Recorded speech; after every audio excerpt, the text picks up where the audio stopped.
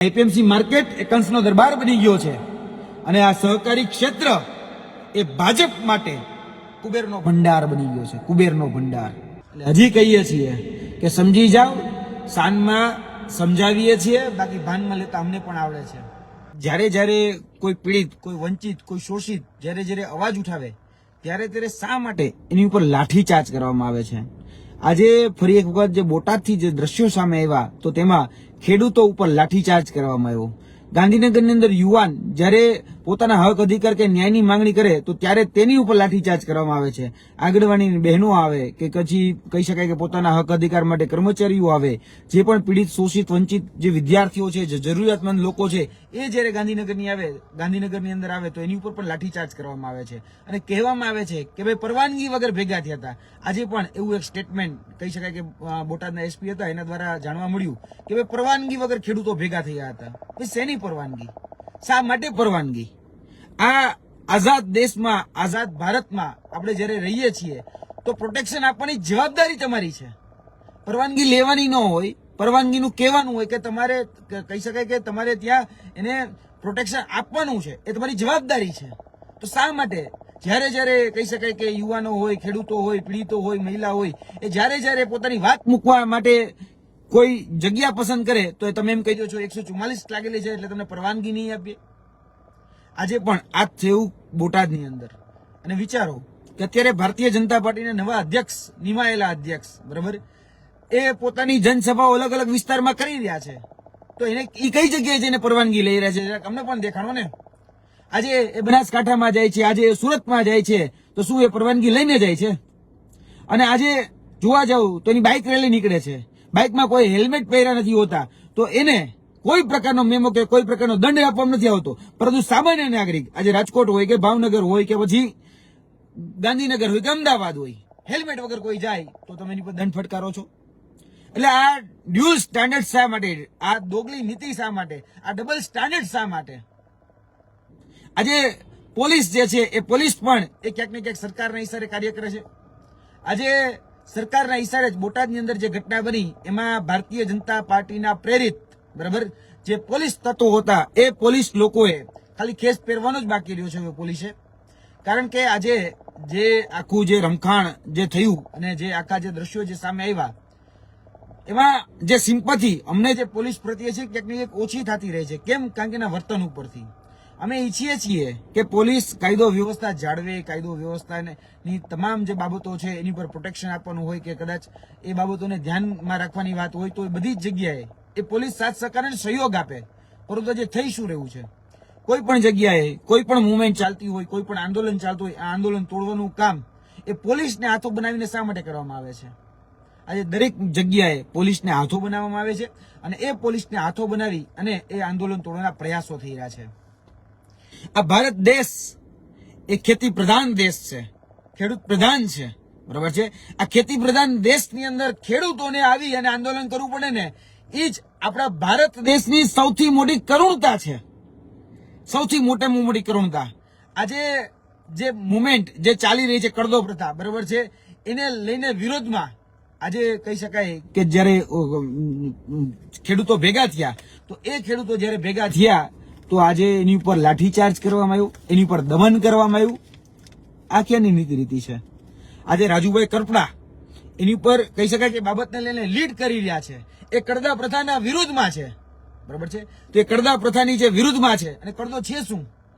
આજે કહી શકાય કે એપીએમસી ના જે સત્તાધીશો છે, મોટા મોટા ઉદ્યોગપતિઓ છે કે જે જીનિંગ મશીનો લઈને જે બેઠા છે, એ લોકો આજે ખેડૂતોને જે ખરેખર યોગ્ય ભાવ આપવો જોઈએ નથી આપતા. આજે જે ભાવ નક્કી થાય છે માર્કેટિંગ યાર્ડની અંદર, આજે જે પણ જણસ પહોંચે છે એ જણસનો યોગ્ય ભાવ જે જગ્યાએ એટલે કે નક્કી કરવામાં આવ્યો છે એ જગ્યાએ નક્કી થયેલો ભાવ જ્યારે કહી શકાય કે ગોડાઉનમાં પહોંચાડવાની જવાબદારી ખેડૂતો નથી હોતી, છતાં પણ જીનિંગ મિલ સુધી એ ખેડૂતો પોતાનો કપાસ પહોંચાડે છે. અને કપાસ પહોંચાડ્યા પછી એવું કહેવામાં આવે છે કે ભાઈ આ 1500 રૂપિયા મણ તમને જે કપાસ આપ્યો હતો એ કપાસ હલકી ગુણવત્તાનો છે કે નિમ્ન ગુણવત્તાનો છે, એ નિમ્ન ગુણવત્તાનો છે એટલે તમને 1200 રૂપિયા જ મળશે અને 300 રૂપિયા કાપી લેવામાં આવે છે પર મણ, બરાબર છે. આ ક્યાંનો ન્યાય એ મને નથી સમજાતું. એના વિરુદ્ધમાં એ લડત બહુ સિમ્પલ હતી કે ભાઈ આ કરદા પ્રથા જે છે એ બંધ કરવામાં આવે અને જે લોકો કહી શકાય કે આને લેખિતમાં બાંયધરી માંગતા હતા એને લેખિતમાં બાંયધરી આપવામાં આવે, આ સિમ્પલ એની ડિમાન્ડ હતી, કોઈ અઘરી ડિમાન્ડ નહોતી. હવે તમે બહાર આવીને પ્રેસ કોન્ફરન્સ કરી, જે બોટાદના એપીએમસીના જે સત્તાધીશો હતા એ સત્તાધીશો પ્રેસ કોન્ફરન્સ કરીને જે વાત કરે છે એ વાત એ લેખિતમાં કેમ ન કરી શકે? કારણ કે એની પણ પ્રેસ કોન્ફરન્સ આવી અને એ પ્રેસ કોન્ફરન્સમાં કહે છે કે અમે આ બંધ કરીશું, તો લેખિતમાં આપો ને, કે શા માટે મૌખિક કરાર કરો છો? આજે જે બધી જ બાબતો લેખિતમાં થવી જોઈએ, જે કાયદો ખરેખર બને એ લેખિતમાં હોવો જોઈએ, તો એના બાબતને લઈ અને ખેડૂતો જ્યારે ડિમાન્ડ કરતા હોય તો આજે એની ઉપર લાઠીઓ ચલાવવામાં આવે. આ આઝાદ ભારતમાં આઝાદીની બીજી લડાઈ એ ગુજરાતનો હોય કે ભારત દેશનો નાગરિક હોય એ લડી રહ્યો છે. અને આઝાદ ભારતમાં આજે કોઈ આંદોલન કરવા માટે પરમિશન માંગવી પડે અને પોતાના હક અધિકાર કે ન્યાય માટે જો પરમિશન માંગવી પડે ત્યાં તો સૌથી મોટું કરુણતા કહેવાય. આ માર્કેટિંગ યાર્ડ જે છે એ કંસનો દરબાર બની ગયો છે. આ એપીએમસી માર્કેટ એ કંસનો દરબાર બની ગયો છે અને આ સહકારી ક્ષેત્ર એ ભાજપ માટે કુબેરનો ભંડાર બની ગયો છે. કુબેરનો ભંડાર. ઘણાને કડવું લાગશે પણ વાસ્તવિકતા એ જ છે, કારણ કે આ કુબેરના ભંડારમાં જ્યારે જોઈએ જેટલા જોઈએ એટલા પૈસા નીકળી શકે એમ છે. જેને જે રીતે સત્તા ભોગવવી હોય એ સહકારી ક્ષેત્રથી ભોગવી શકે એમ છે. એટલે સહકારી ક્ષેત્ર એ ભાજપ માટે કુબેરનો ભંડાર છે. અને એપીએમસી માર્કેટ હોય કે બીજી જે માર્કેટ હોય, બરાબર છે, એ મંડળીઓ હોય, દૂધ મંડળી હોય, કોઈ પણ હોય, એ મામા કંસનો દરબાર બનતો જાય છે. આ સહકારી ક્ષેત્રને ક્યાંક ને ક્યાંક ઘોર ખોદવાનું કામ થઈ રહ્યું છે.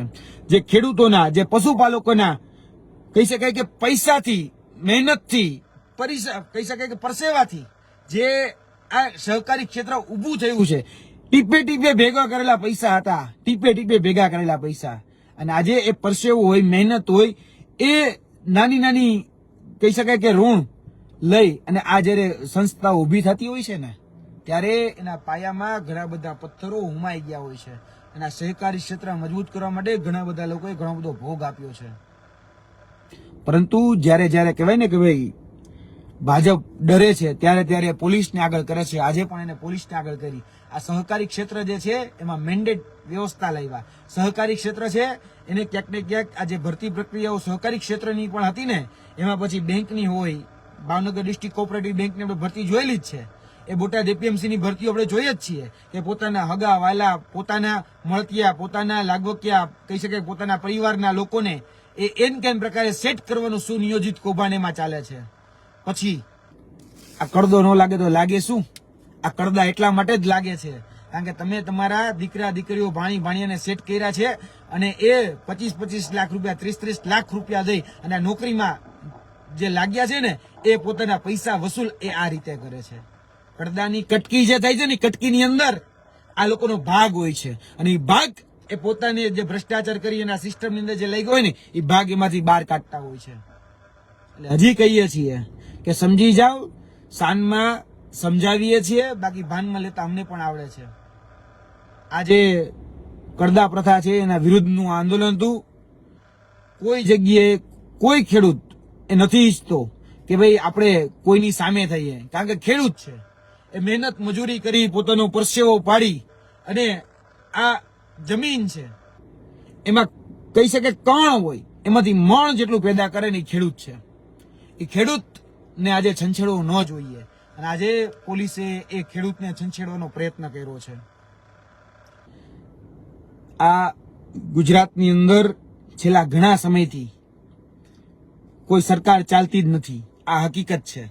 આ ગુજરાતની અંદર છેલ્લા ઘણા સમયથી એ સર્કસ જ ચાલે છે અને સર્કસની જેમ બધા જ લોકો ક્યાંક ને ક્યાંક, અમુક લોકો જોકરની જેમ કે અમુક લોકો બીજા ત્રીજાની જેમ અને જોયા કરે છે અને કઠપૂતળીની જેમ રમાયડા કરે છે.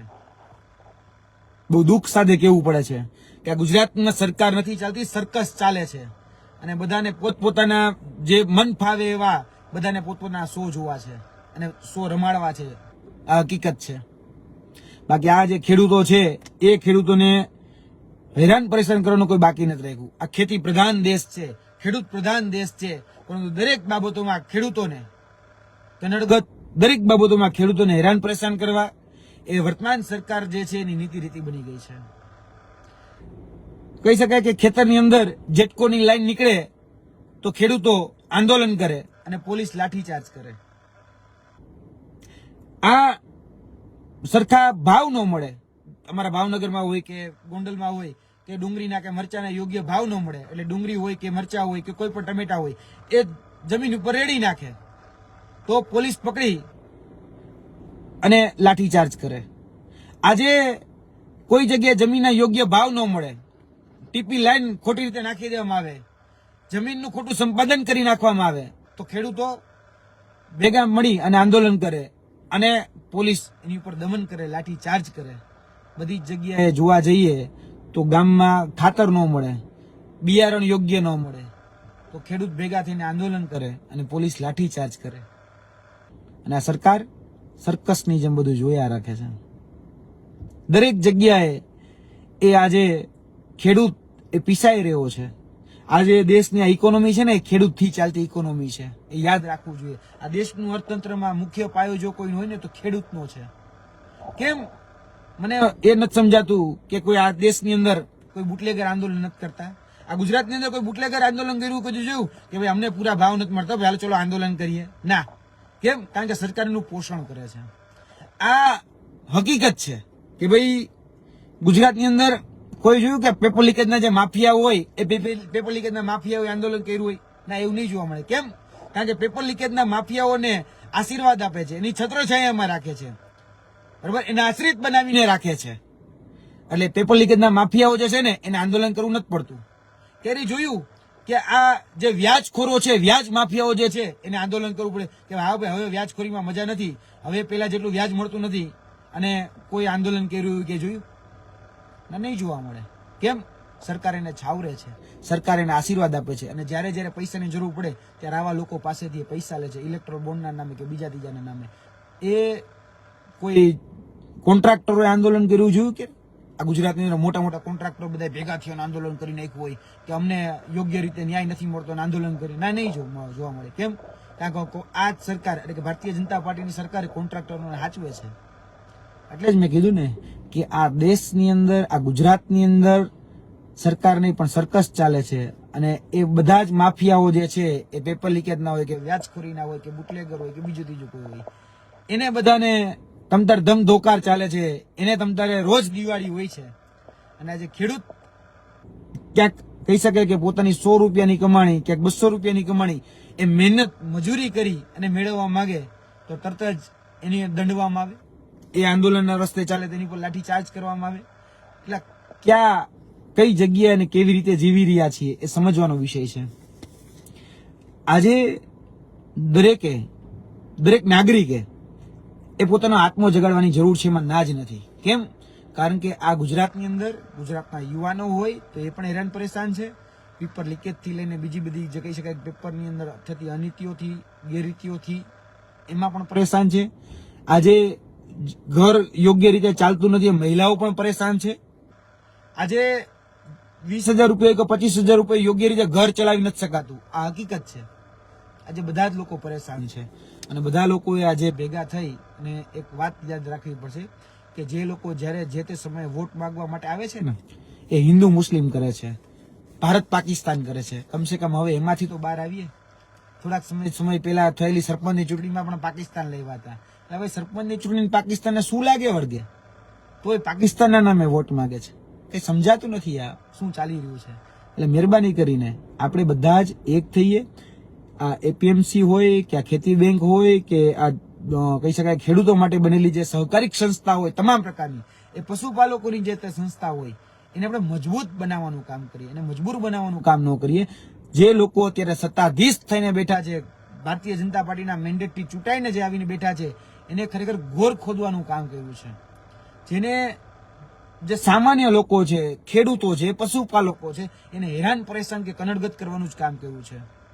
તો મિત્રો જાગવું પડશે, બરાબર. બાકી આ મેં તમને કીધું એમ કે મામા કંસનો દરબાર છે, અને આ મામા કંસના દરબાર એ ચલાવનારા જે લોકો છે એ લોકો પોતાની હઠાગ્રહી સ્વભાવથી મને માની અને જે મનગળત જે નિયમો છે એનાથી ચાલે છે. એને સમજાવવું પડશે જે આપણે બધા ભેગા થઈને કે આ રીતે નહીં ચાલે. અને આ રીતે નહીં ચાલે. આ જે પ્રથાઓ છે, કડદા પ્રથા હોય કે બીજી ત્રીજી પ્રથા હોય, કટકીની જે પણ પ્રથાઓ છે, એ પ્રથાઓ તમારે બંધ કરવી પડશે. નહીતર પછી હવે ખેડૂતો ખોટા ગડદા દેવાનું ચાલુ કરે એ પેલા સમજી જાવ તો સારું.